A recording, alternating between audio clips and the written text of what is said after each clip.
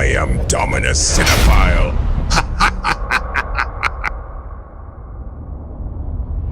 Welcome to my movie and TV series reviews, where I will provide honest opinions of the latest releases. If the movie or TV series is a hit or a miss, be sure to know I will inform you. But if the movie or series is trash, be also sure to know that I will trash the hell out of the movie. I am Dominus Cinephile. And the movie on the review table today is the Nollywood film Wata and Garri. The movie marks Meji Alabi's directorial debut for a film and is produced by Tiwa Savage's production company, Everything Savage, in collaboration with Unbound Studios. Shot in Cape Coast, Ghana, the film stars Tiwa Savage in the lead role, alongside a cast of young Nollywood and Ghollywood actors, including Andrew Yaw Bunting, Mike Afolarin, Jemima Osunde, and Lloyd Gyanfosu Junior. Wata and Garri premiered on Amazon Prime on May 10, 2024. Before its debut on the streaming platform, the movie had a special red carpet event and screening. Nollywood actors and celebrities attended the event, dazzling under the flashlights of the Nollywood paparazzi as usual.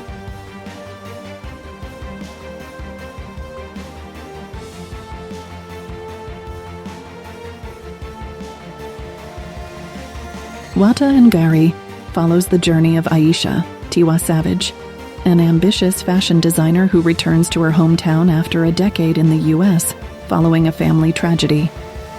Upon her return, she finds a changed landscape, increased violence, and heightened tensions. As Aisha rekindles relationships with family, old friends, and a former flame, she grapples with her scars and confronts the guilt she left behind. Navigating familial complexities and confronting past demons, she must not only survive, but also make sense of her current reality. Great synopsis, isn't it? It sounds like the movie will make a lot of sense and be a great watch for the audience, doesn't it?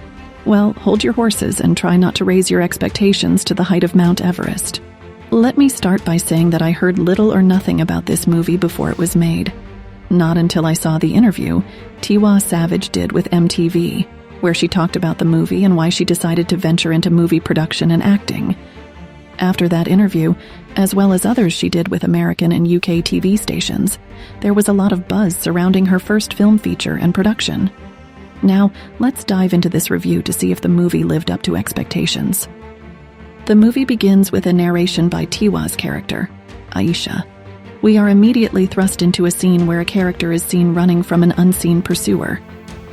The opening scene of the man running captivates the audience, building anticipation for an exciting movie, even though we don't see who is chasing him. The scene concludes with the man being shot, and Tiwa's narration comes to an end with words that are as lackluster and confusing as the entire movie. I'll endeavor to keep this review as brief and concise as possible, because what I watched was an insult to the art of movie making, and it felt like the production crew were simply out to mock their audience. First and foremost, what was Tiwa Savage thinking when she decided to make this movie? Oh, I read somewhere that she was drunk when she came up with the idea. Imagine the absurdity of the movie that resulted from her drunken inspiration. An utter piece of shit that shouldn't even be labeled as a movie. Nothing in this movie made any sense. Let me begin by dissecting the actors' performances. Tiwa Savage, cast as the lead actor, delivered one of the worst performances I have ever seen from a lead actor. She appeared as lifeless and slow in her performance as a three-toed sloth, her rationale or motivation to leave her fashion business in America simply because her friend informed her of her brother's death made little to no sense at all. Her on-screen chemistry with the male lead actor Kay, played by Ghanaian actor Andrew Bunting, lacked any real believable essence.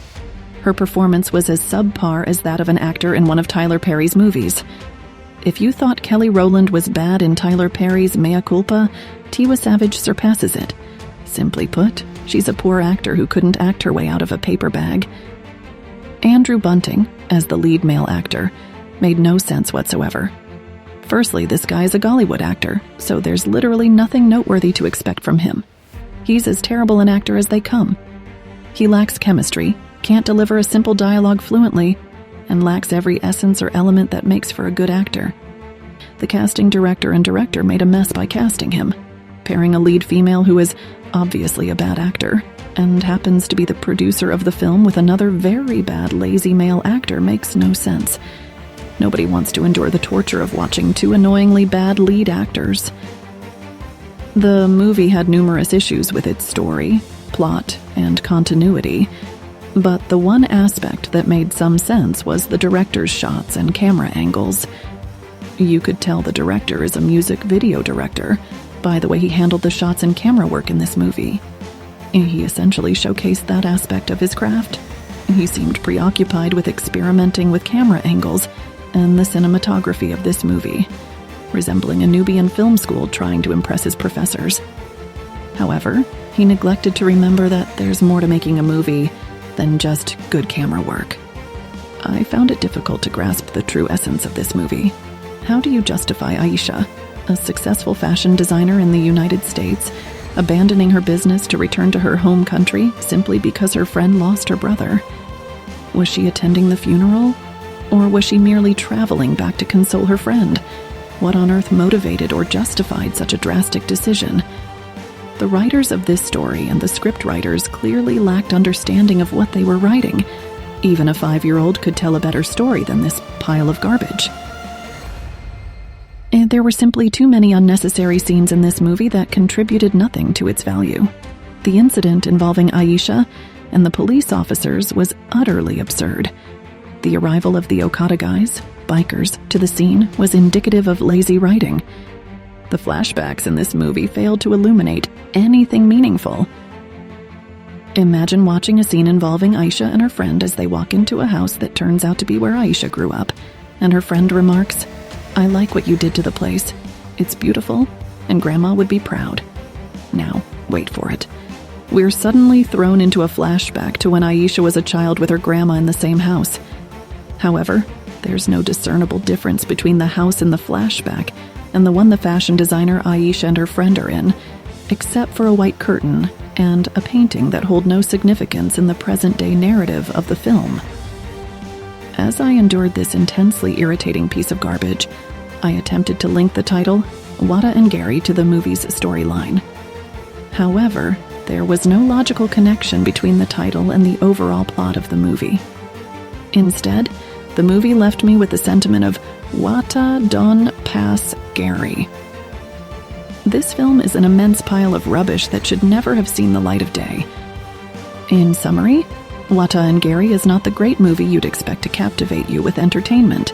Instead, it's a piece of garbage conceived under the influence of a ridiculously drunk Tiwa Savage. The movie is marred by lazy writing and the worst dialogue you'd ever encounter in a film. It features actors who can't act and a director who seemed more interested in shooting a music video than a movie. And now for my rating. Wada and Garri scores a disappointing, well-deserved 0 out of 10. I'm definitely trashing this. Thank you for watching. Please remember to like, comment, and share this video. Don't forget to subscribe to my YouTube channel and click on the bell icon for notifications. Also, be sure to follow me on TikTok, WhatsApp channel, and Instagram at Dominus Cinephile for more movie and TV series reviews. Dominus Cinephile, signing out.